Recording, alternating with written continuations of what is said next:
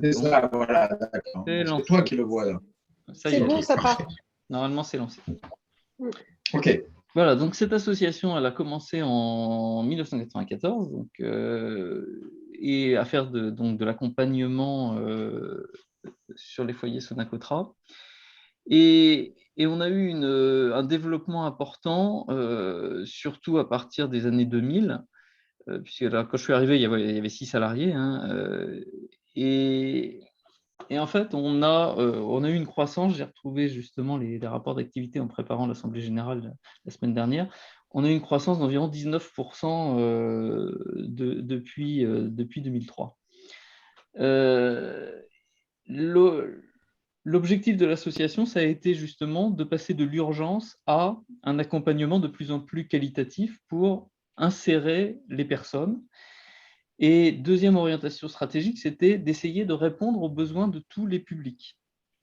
En se concentrant sur un territoire, on aurait pu faire le choix de se spécialiser sur l'accompagnement d'un public et puis d'élargir le territoire. Nous, notre choix, ça a été de dire on veut être ancré dans un territoire, connaître tout le réseau associatif, territorial, etc., d'entreprises, et apporter des réponses à toutes les personnes vulnérables, en difficulté, avec un point de départ historique de l'association qui était le logement.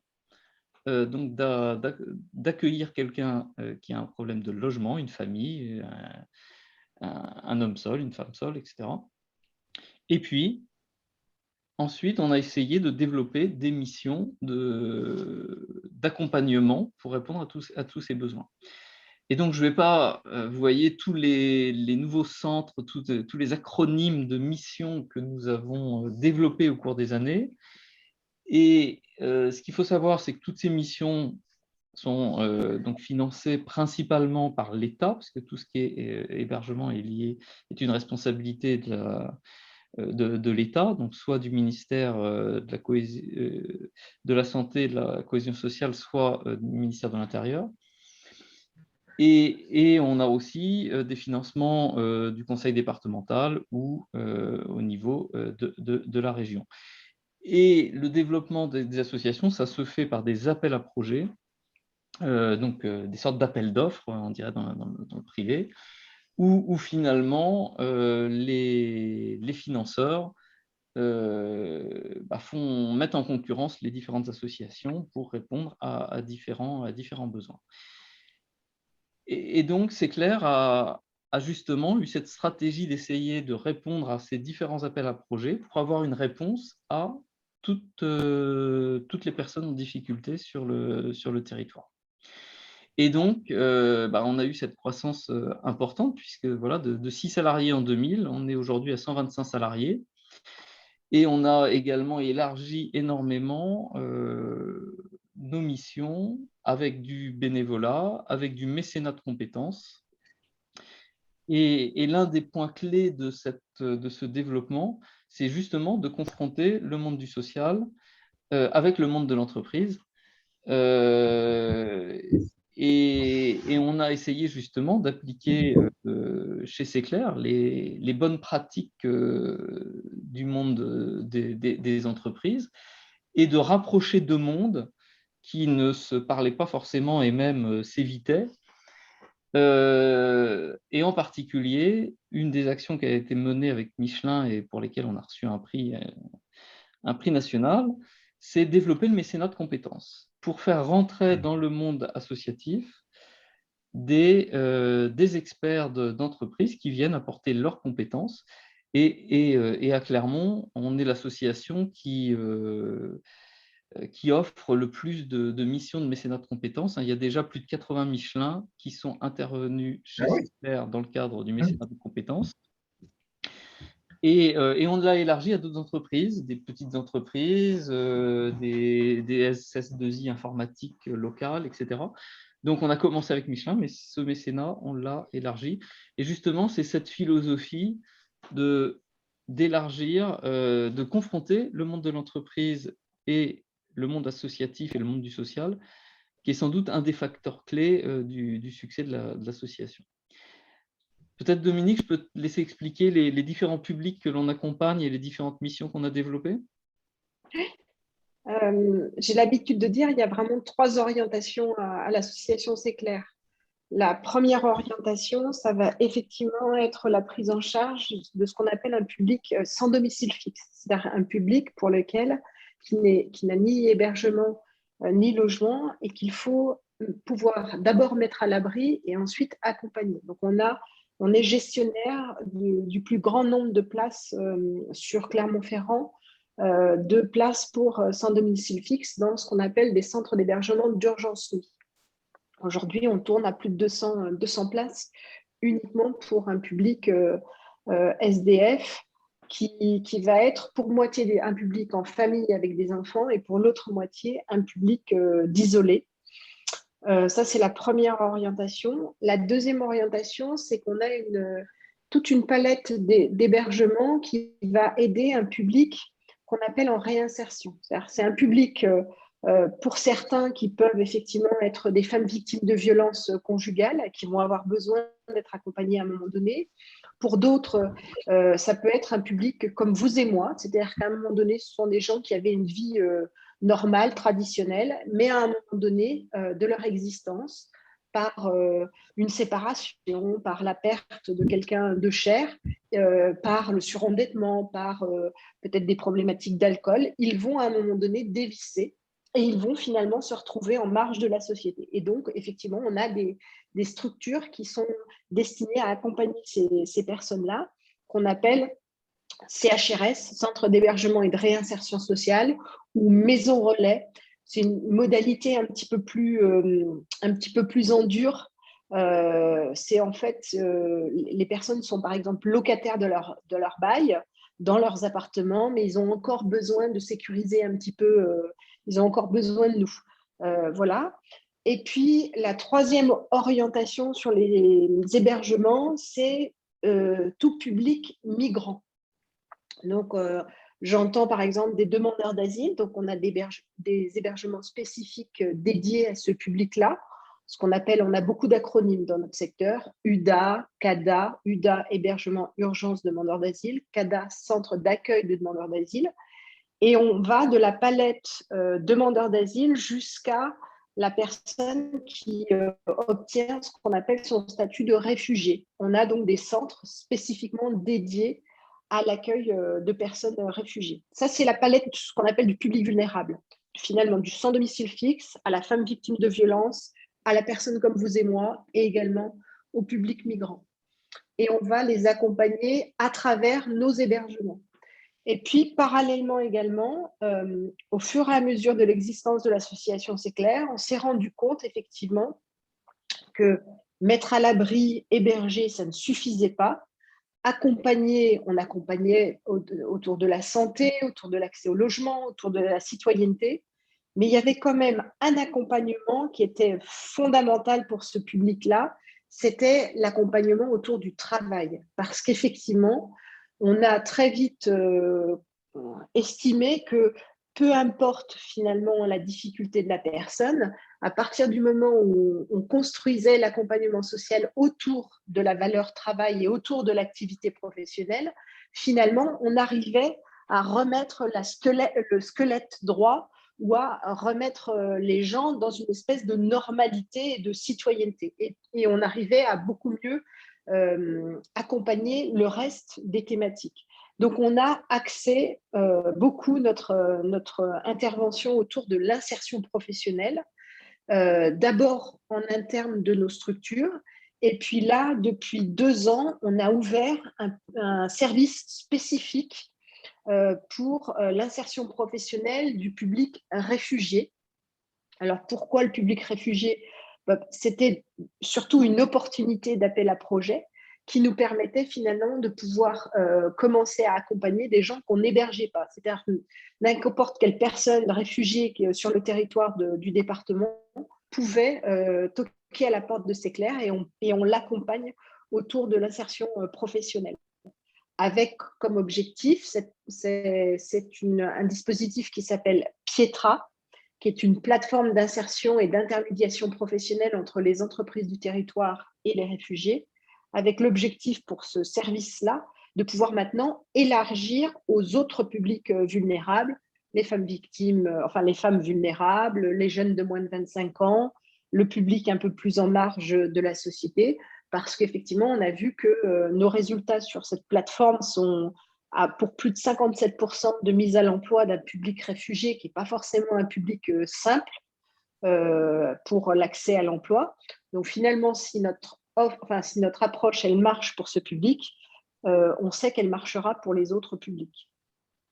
C'est d'ailleurs sur cette plateforme Pietra que François, par exemple, intervient beaucoup dans le cadre du copilotage de cette plateforme. Tu veux compléter, Olivier ? Oui, en effet, je pense que ce qui caractérise Céclair, c'est la recherche de toujours aller plus loin de l'innovation. Et vous le voyez un petit peu dans toute notre histoire, là. On a commencé par des actions très innovantes en termes d'insertion par le sport. Et on a été une des premières associations à ouvrir une salle d'activité sportive dans un centre d'hébergement d'urgence. Parce que déjà, quelqu'un qui est passé dans la rue, qui a passé la journée dans la rue, faire une activité sportive, ça peut aider à baisser le stress, etc. Et puis surtout, c'est que ça permet de reconstruire les personnes et même d'aller jusqu'à l'insertion professionnelle. On doit être au moins une quinzaine, Dominique, de personnes qui ont trouvé un emploi dans le sport, hein, qui sont complètement sorties de la précarité par le sport. Et on a reçu une distinction nationale. Et après, d'ailleurs, il y a eu des politiques publiques qui ont été élargies pour favoriser ce genre d'action. Aujourd'hui, vous pouvez être peut-être étonné de se dire finalement, l'emploi, le sport, ça peut paraître évident pour vous, mais dans le secteur social, c'était des notions. Alors, ça commence à devenir un peu plus accepté, mais il y a 10 ans, par exemple, parler de travail ou d'insertion professionnelle dans des structures pour publics vulnérables, c'était absolument pas dans les habitudes, dans les coutumes du secteur social. C'était une vraie révolution que de se dire on va axer notre intervention principalement autour de cette thématique. Donc ça, c'était une première innovation visible. Bon, après, il y a eu la volonté, en effet, le conseil d'administration a donné la priorité d'accélérer l'insertion par l'emploi. Et c'est vrai qu'on a été vu parfois d'un mauvais œil d'autres organismes qui disaient c'est ma chasse réservée, etc. Mais notre conviction, c'est que la connaissance qu'on a des publics qu'on accompagne fait que on peut être beaucoup plus efficace dans l'insertion professionnelle. Et on a eu cette opportunité du plan d'investissement dans les compétences du gouvernement pour dire on peut investir, on peut être financé là-dessus. Et puis on accompagne toutes les nouvelles politiques publiques, c'est-à-dire, suite au Grenelle des violences conjugales, on a apporté des réponses pour les femmes victimes de violences. On a également reçu un agrément pour accompagner les femmes dans la sortie de la prostitution, donc ce qui est aussi un sujet important. Et puis, on est la seule association à avoir cet agrément dans le département. Sur le département du Puy-de-Dôme. Ah oui. Et puis, dernier élément, on a été très investi dans les nouvelles politiques d'accompagnement des réfugiés réinstallés. Donc, vous n'avez peut-être pas entendu parler de ça, mais c'est que depuis 2-3 ans, la politique publique est d'essayer directement dans les camps, en Libye, au Soudan, etc., les camps de réfugiés, de traiter la demande d'asile. Et quand la demande d'asile est validée, d'avoir un accompagnement spécifique pour s'assurer de l'insertion très rapide de ces personnes. Et à Pessa-Villeneuve, on a été un des premiers centres à accompagner en France les réfugiés réinstallés. Donc voilà quelques exemples d'une équipe qui est toujours en mouvement, à chercher à remettre en cause ces pratiques et à innover, à tester des nouvelles approches avec les publics qu'on accompagne. Et on a également une orientation de plus en plus sur le domaine de la santé.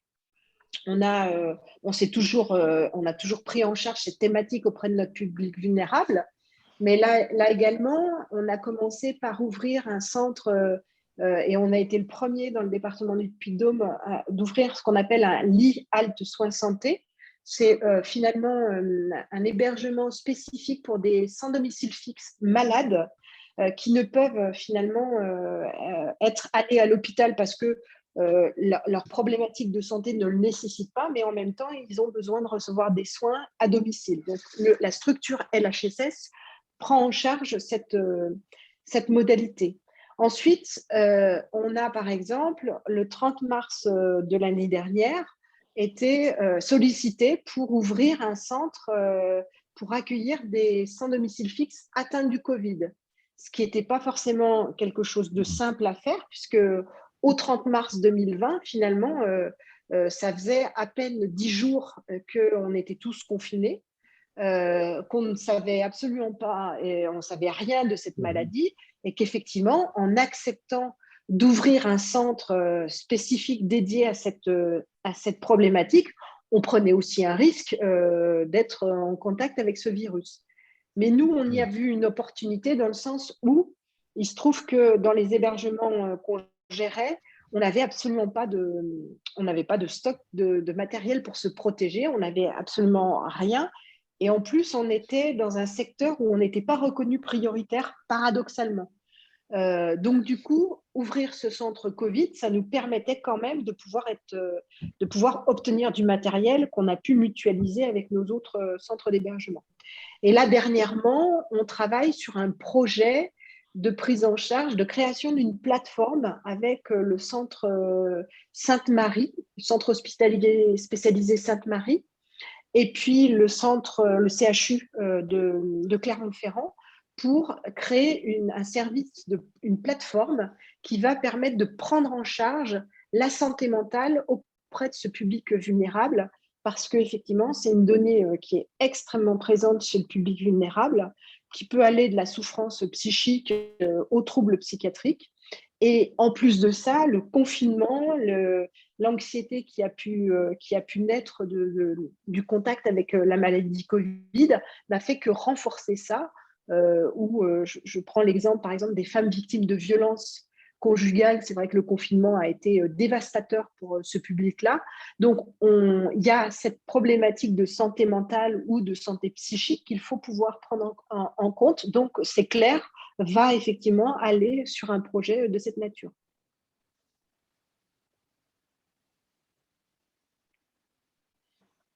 Et justement, un des facteurs clés de succès de Séclair, c'est, si je reviens sur la partie centre d'accueil pour les malades du Covid, c'est cette réactivité. Et ce qui est reconnu de notre association, c'est notre capacité, notre agilité, notre capacité de réaction rapide. Et là, dans une situation de crise sans précédent où beaucoup de personnes étaient tétanisées et tout était à l'arrêt. Voilà, en une semaine, on a monté ce centre.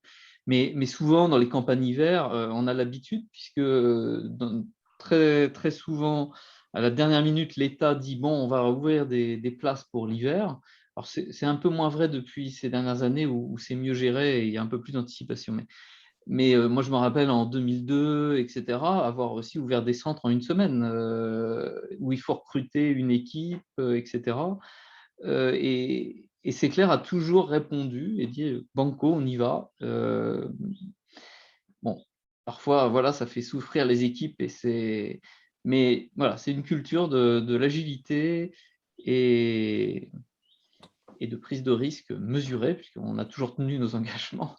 Mais et puis contrairement on voit que les équipes de Séclair, elles ne souffrent pas tant que ça parce que, par exemple, sur la gestion finalement de la pandémie, c'est-à-dire du moment où il a fallu rester dans les structures d'hébergement sans avoir forcément de matériel à disposition pour se protéger, on a eu un taux de présence de la part des salariés qui a été phénoménal. C'est-à-dire que sur nos 120 salariés, on a eu 10 personnes qui ont fait le choix de se mettre en retrait et 120 personnes qui ont de toute façon dit, nous, il est hors de question qu'on soit à la maison alors que nos résidents sont eux, à couvert, enfin à découvert.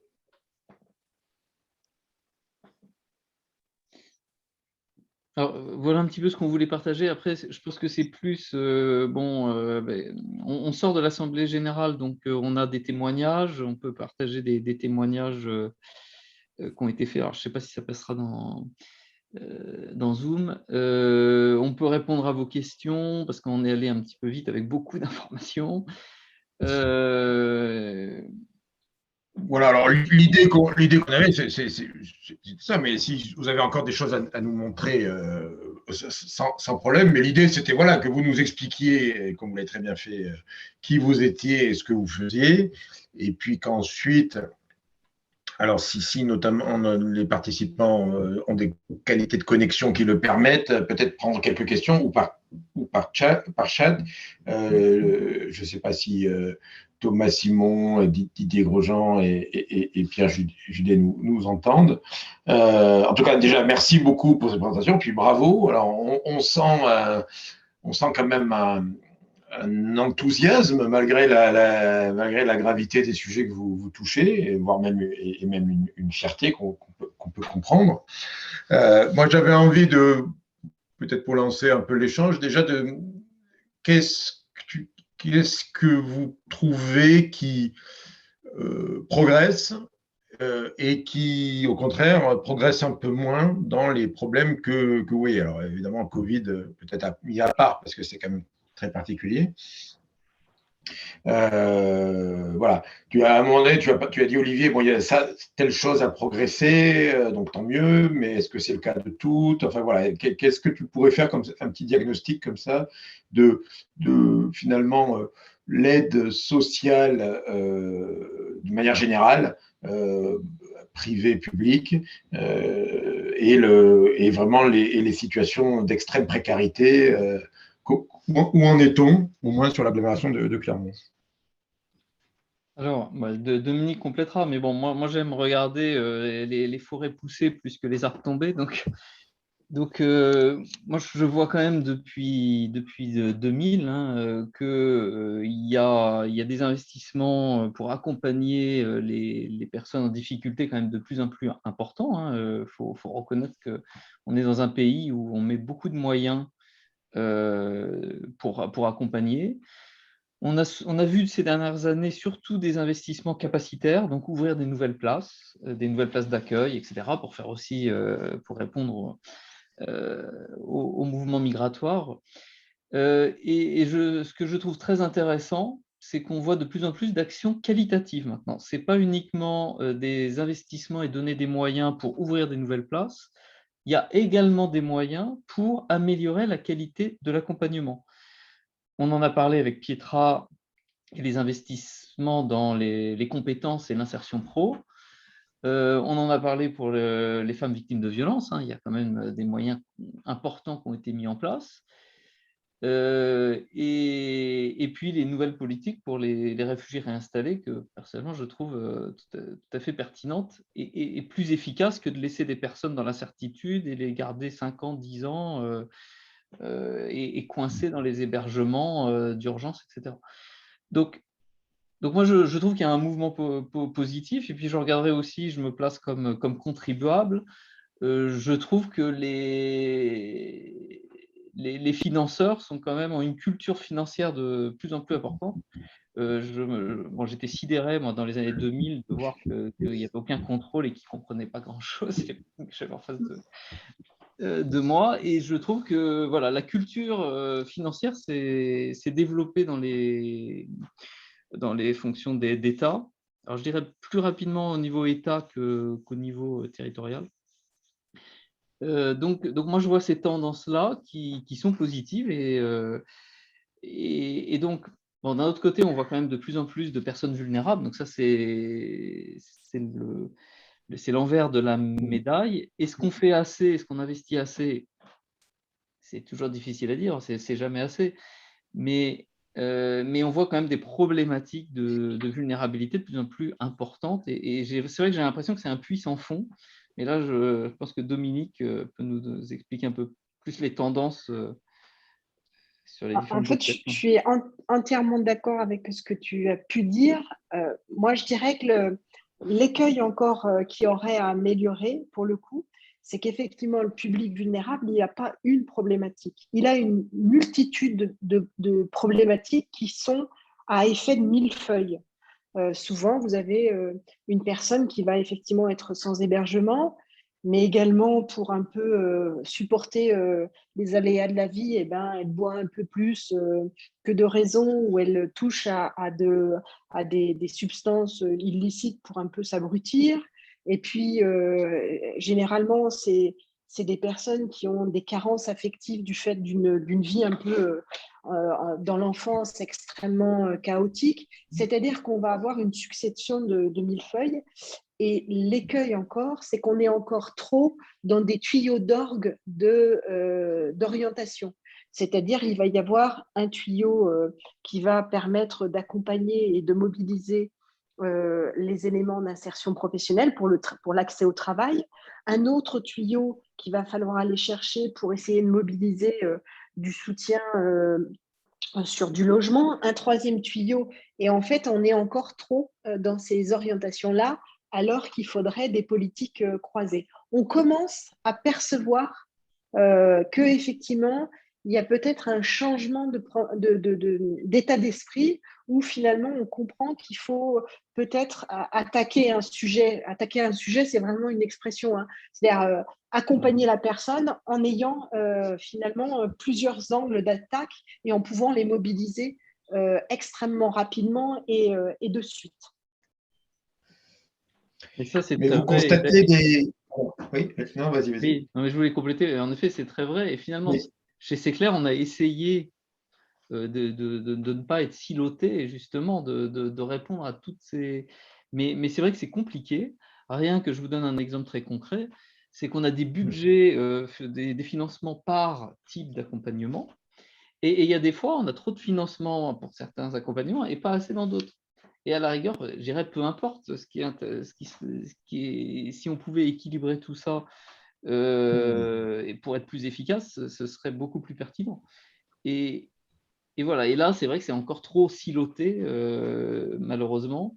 Mais bon, il y a des choses, il y a des raisons d'espérer. Par exemple, le fonctionnement en CEPOM, il y a un nouveau dispositif où on peut avoir une approche plus globale. Car voilà, moi je suis optimiste, je trouve que ça évolue dans le bon sens, jamais assez vite, bien sûr. Mais Gaël, tu avais une question. Oui, mais bon, tu y as en grande partie répondu. C'était de voir si vous constatiez des occasions de désiloter concrètes, parce que le problème du silotage, il est partout. Donc, il est très complexe.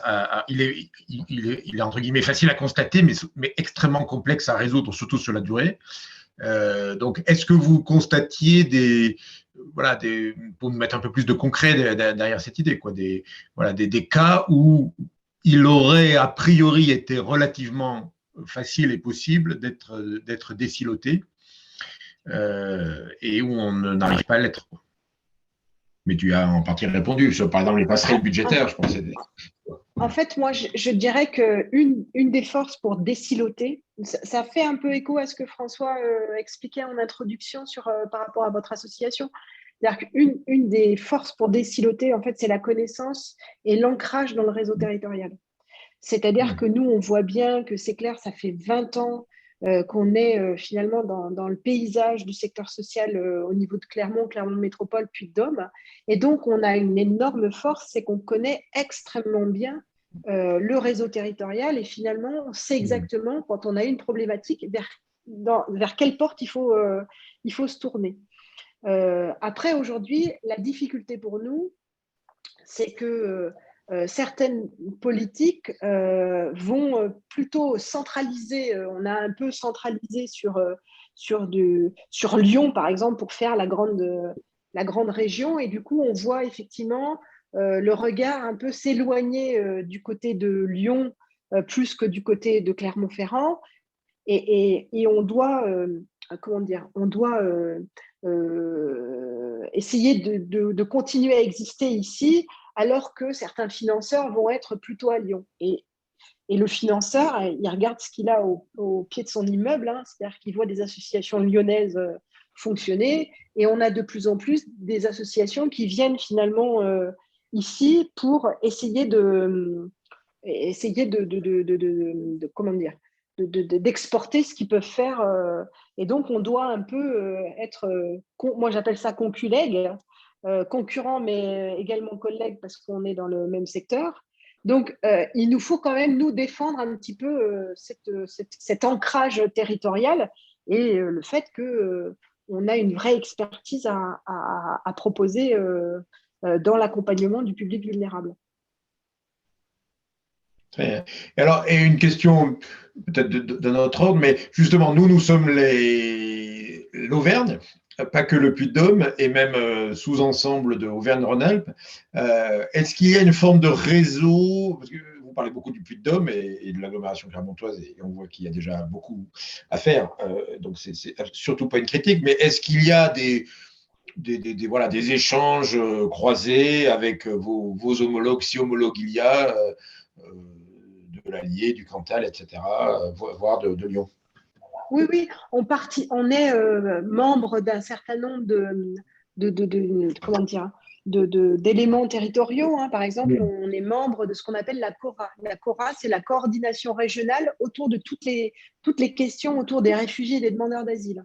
C'est en fait tous les acteurs de la région Auvergne-Rhône-Alpes qui se réunissent et qui échangent leurs bonnes pratiques ou qui se mettent en veille de ce qui peut exister.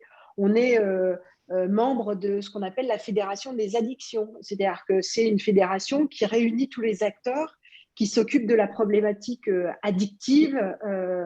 Donc l'addiction, ça peut être l'addiction à l'alcool, aux drogues, aux jeux, au sexe, peu importe, mais on fait partie de ce réseau-là. Donc c'est vraiment on fait surtout partie de réseaux où on va pouvoir échanger les bonnes pratiques et finalement se mettre en veille de ce qui existe en bonne pratique. Par contre, on n'est pas adhérent à un mouvement, comment dire, comme peut l'être, par exemple, certains de nos collègues sur la fédération des acteurs de l'associé, du social, ce qu'on appelait anciennement le FNARS.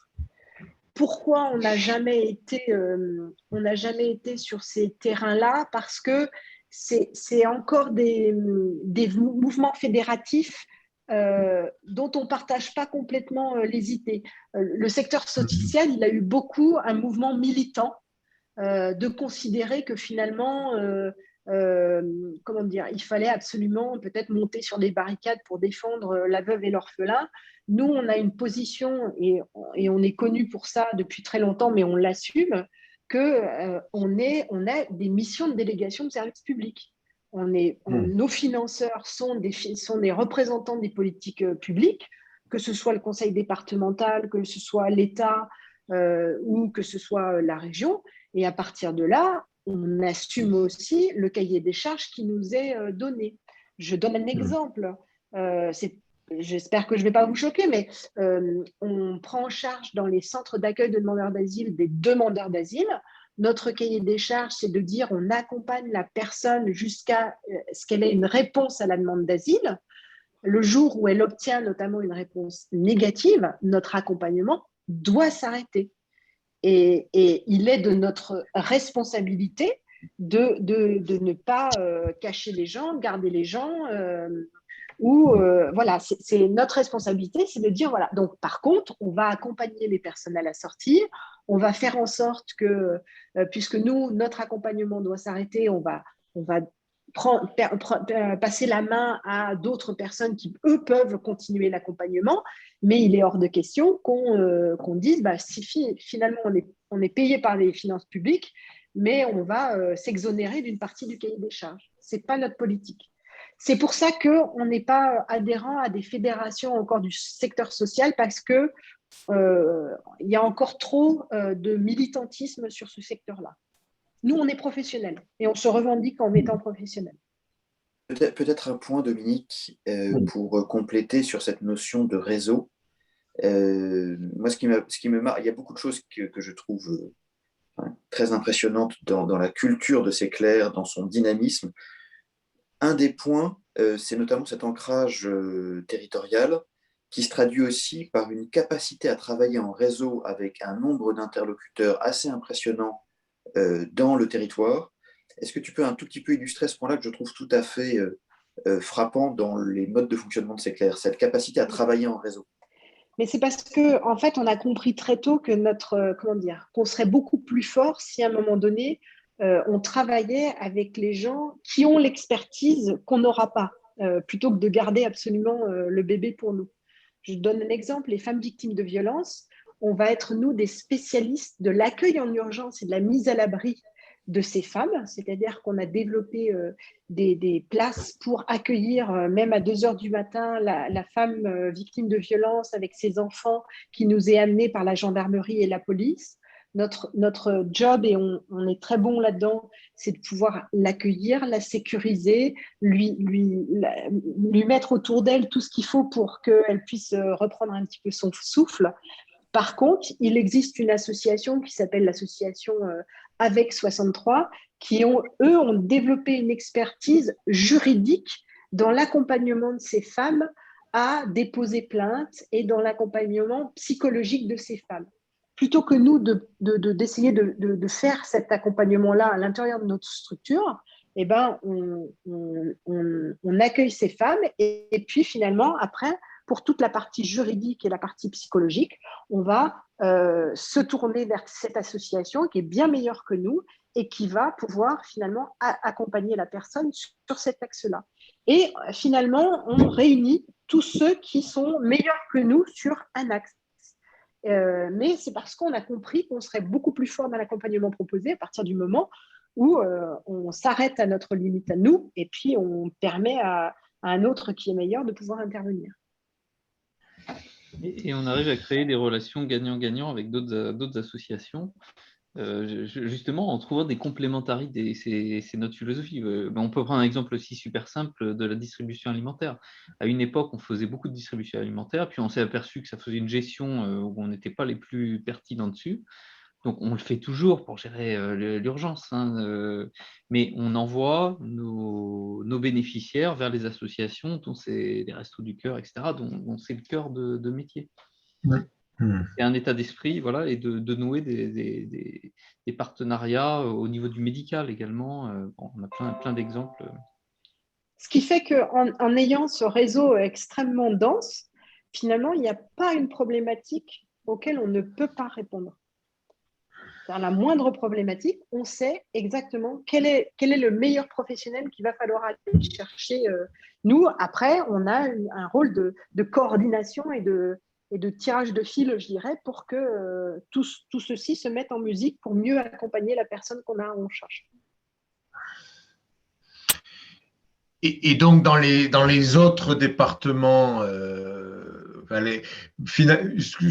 dites-moi si j'ai bien compris, vous semblez dire que finalement, ce caractère extrêmement, je dirais, discipliné sur la logique de délégation de services publics et puis est très, très fort dans l'ancrage territorial, finalement, pour l'instant, vous n'avez pas vraiment trouvé ailleurs dans la région d'équivalent en termes de positionnement ou de philosophie là-dessus. Vous avez, si j'ai bien, donc vous seriez relativement unique, autant que vous le savez bien sûr, dans le paysage auvergnat avec ce positionnement-là. Je dirais de moins en moins, parce que effectivement, de moins en moins, les associations peuvent tenir cette espèce de paradoxe d'un discours idéologique et en même temps d'être financé par des fonds publics. Il y a eu une époque où effectivement, il était possible d'avoir un discours extrêmement idéologique tout en étant financé par des fonds publics sans que ça ne gêne personne. Aujourd'hui, il y a vraiment une logique. Les pouvoirs publics se sont beaucoup musclés et sont devenus beaucoup plus exigeants, et heureusement d'ailleurs, sur ces aspects-là de cohérence en disant on est bien d'accord, si on vous confie une mission, vous en acceptez le cahier des charges. Est-ce qu'on est bien d'accord avec ça? Oui, madame, et donc on y va. Alors qu'avant, c'était même paradoxal, c'était jusqu'en 2011, il y a eu ce qu'on appelle la réforme générale des politiques publiques. Avant 2011, vous pouviez très bien, vous, association, repérer un besoin, dire, tiens, je vais mettre en place une structure pour prendre en charge, par exemple, les mineurs dans la rue. Je fais des dépenses pour ce public-là et j'amène la facture à l'État ou aux collectivités et les collectivités doivent payer.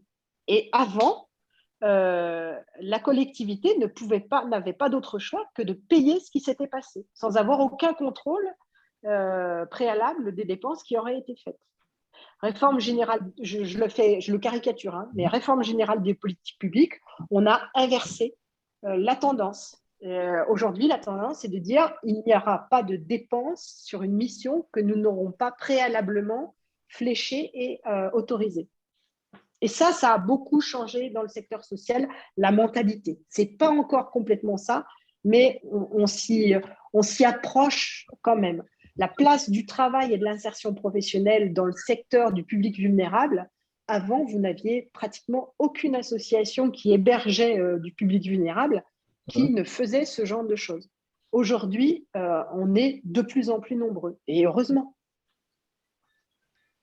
Très bien. Il y a une question de Didier qui nous écoute, mais ne peut pas trop s'exprimer vu qu'il est dans le train. Mais ça ne l'empêche pas d'être le directeur de la caisse d'allocation familiale du Puy-de-Dôme, donc j'imagine un de vos partenaires, et qui demande y a-t-il encore des problématiques?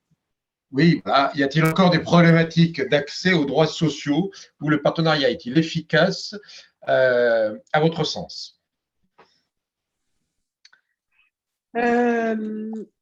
Ça s'est aussi beaucoup amélioré. Après, on voit quand même qu'il y a des publics qui bénéficient de prestations que moi je dirais même limite VIP, Very Important Personage.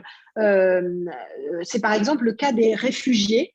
On sait bien qu'au niveau, par exemple, de la caisse d'allocation familiale, il y a vraiment un regard très attentif sur ce public-là et qui fait que les réfugiés réinstallés, par exemple, ont bénéficié d'une facilité.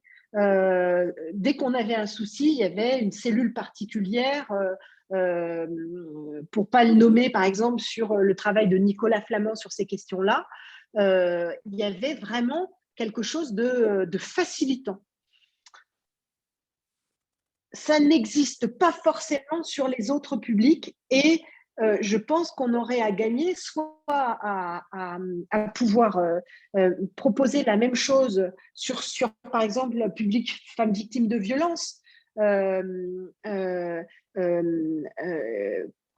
Voilà, je pense qu'il y a peut-être des publics pour lesquels on aurait besoin d'autant de prise en charge rapide qu'on a pu avoir sur les réfugiés réinstallés, par exemple. Je vais donner un exemple, hein, mais la femme victime de violence qui a une problématique de prise en charge de garde d'enfants, parce que c'était le mari, ça nous est arrivé il n'y a pas si longtemps que ça. La femme victime de violence elle arrive en pleine nuit avec ses enfants, battus pendant la période du confinement par le mari. Et en fait, jusqu'à présent, c'était le mari qui s'occupait des enfants pendant qu'elle allait travailler. Du coup, le lendemain, elle se retrouve avec ses enfants avec elle et elle a un choix, soit s'occuper de ses enfants, enfin, soit garder ses enfants, soit garder son boulot, parce qu'elle appelle son employeur et l'employeur dit vous devez être là. Et pas de solution de pouvoir activer une prise en charge. Il y a peut-être des choses à inventer de ce côté-là. Est-ce que je réponds à votre question ? Alors, je vais répondre pour Didier. Je suis sans doute en partie. Il dit oui. Parce que j'avais compris, moi, que c'était une question d'accès aux droits. Donc, j'imaginais le problème que je soupçonne, enfin, dont on parle parfois dans la presse, etc., de gens qui sont en telle situation de précarité, qui ignorent comment avoir le RSA ou je ne sais quel droit. Désolé si je ne suis pas du tout spécialiste de vos sujets. Donc voilà, il y a ce thème qui est souvent apparu dans le débat public de l'accès aux aides entravé par la complexité du millefeuille administratif-social. Est-ce que ça, vous sentez que ça progresse ou pas ? En fait, c'est comment dire, à partir du moment où on est accompagné par des experts, c'est simple. Le problème, c'est que ce public-là, Oui. il faut qu'il soit accompagné par des experts pour pouvoir accéder. On sait qu'on a 30% du public qui n'accède pas aux droits auxquels ils auraient normalement droit s'ils pouvaient lever la main. Parce que le problème, c'est qu'on s'adresse à des gens qui ont tellement dévissé, qui ont tellement… je veux dire, l'administratif, c'est vraiment… on laisse s'entasser le courrier et on n'y regarde pas parce que on sait que c'est source d'ennui. Donc, je dirais à partir du moment où on met ces gens-là dans les pattes des experts, l'expert y trouve, même si ça reste encore, ça peut être compliqué sur certains aspects, ça s'est quand même beaucoup, beaucoup amélioré. Et surtout, on sait exactement vers qui on doit se tourner. La difficulté, c'est si le public n'est pas accompagné, et je sais qu'il y a une disparité, par exemple, dans des zones territoriales. À Clermont-Ferrand, c'est facile. Sur certains endroits un peu plus reculés, c'est plus compliqué. Très bien. Écoutez, Didier vous tend la main sur le sujet des femmes victimes de violences et des femmes en général. Je la saisirai. Voilà, nous pourrions travailler sur ce sujet, dit-il. Donc, vous n'aurez pas tout perdu ce soir, si je peux me permettre, si cela se concrétise, et surtout, bien sûr, les gens dont vous occupez. Moi, je comprends de ce que vous dites, que quelque part, vous êtes dans vous avez affaire à des gens où l'autonomie est exclue. Je me demande quand même, et ça, je n'en sais rien, sincèrement, mais s'il n'y a pas un problème dans la période qui précède, en fait, dans le glissement vers la fracture totale que vous traitez, voilà, avant d'avoir affaire à un expert, peut-être qu'il y a des gens qui glissent en ne sachant pas exactement comment s'y prendre jusqu'à tomber entre vos mains, si je puis dire. Mais en fait, je dirais il y a deux sortes de personnes. Il y a des gens qui glissent et il y a des gens dont c'est le quotidien depuis l'enfance. Je veux dire, un gamin, en fait, le point commun, le point commun de nos gens qui sont dans la rue, des SDF traditionnels, c'est qu'ils sont tous carencés à outrance dans l'enfance. Et donc, effectivement, le problème, c'est que ce sont des gens qui ont un baluchon sur les épaules qu'ils traînent depuis, pour certains, tout petits. D'où aussi l'importance, effectivement, de l'accompagnement, ce que fait la CAF, hein, c'est-à-dire de l'accompagnement et de la prévention auprès des familles, déjà chez le tout petit. Très bien. Ben, écoutez, on arrive un petit peu au bout du temps parce qu'on s'est engagé à clore à 19h30 pour que voilà, on respecte nos horaires de manière générale. Et puis pour vous également, que vous avez dit jusqu'à 19h, on les a largement dépassés. Alors, sauf si vous avez une question que vous souhaiteriez nous adresser, Olivier, Dominique, François. Sinon, donc surtout n'hésitez pas si c'est le cas. Sinon, je voudrais prendre quelques minutes pour parler un petit peu de notre association, même si nous sommes peu nombreux ce soir, donner quelques news et puis se souhaiter bonne soirée. Donc, est-ce que vous souhaitez, je vais vous laisser quand même le mot de la conclusion à l'un ou à l'autre. Très bien, merci de l'échange. J'espère que ça a répondu à vos attentes. Je peux juste vous inviter, si vous avez envie d'en savoir un peu plus, hein, on sort de notre assemblée générale et je sais que Dominique avait l'idée, pour que vous compreniez un peu le public, que l'on accompagne de partager une vidéo. Et il y a le film de notre assemblée générale qui est disponible. Tu peux la mettre sur le chat et je la relayerai.